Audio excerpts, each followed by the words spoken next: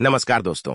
Dollar के मुकाबले रुपया इंग्लैंड के पार चला गया है। अब सवाल उठ रहे हैं, क्या रुपया और गिरेगा?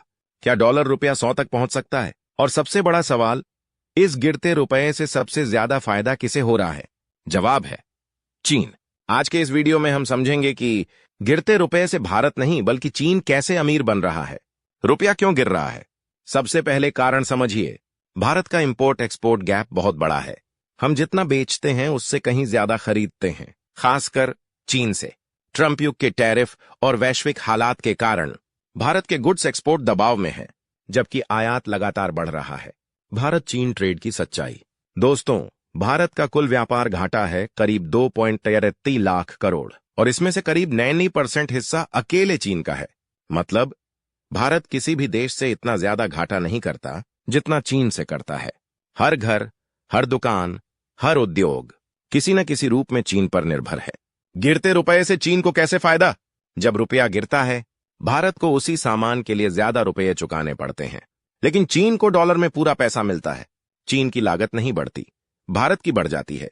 पिछले 1 साल में भारत ने उसी लेवल के चीनी सामान के लिए करीब 6% ज्यादा भुगतान किया, यानी बिना कुछ बदले चीन की कमाई बढ़ गई। भारत की खतरनाक निर्भरता। आप सोचते होंगे सिर्फ मोबाइल और इलेक्ट्रॉनिक्स? नहीं, भारत चीन से आयात करता है मोबाइल, चिप्स, दवाइयों के कच्चे माल, machinery, valve, POS machine, QR scanner, chemical, dye, plastic, MSME के जरूरी इनपुट, 7,000 से ज्यादा प्रोडक्ट्स। सबसे ज्यादा मार एमएसएमई पर।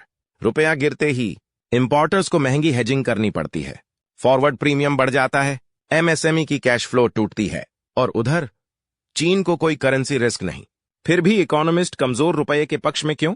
अब सवाल उठता है, जब जीडीपी ग्रोथ 6-7%, महंगाई कम, कच्चा तेल $60, जीएसटी कलेक्शन मजबूत, स्टॉक मार्केट पॉजिटिव, फिर रुपया मजबूत क्यों नहीं हो रहा?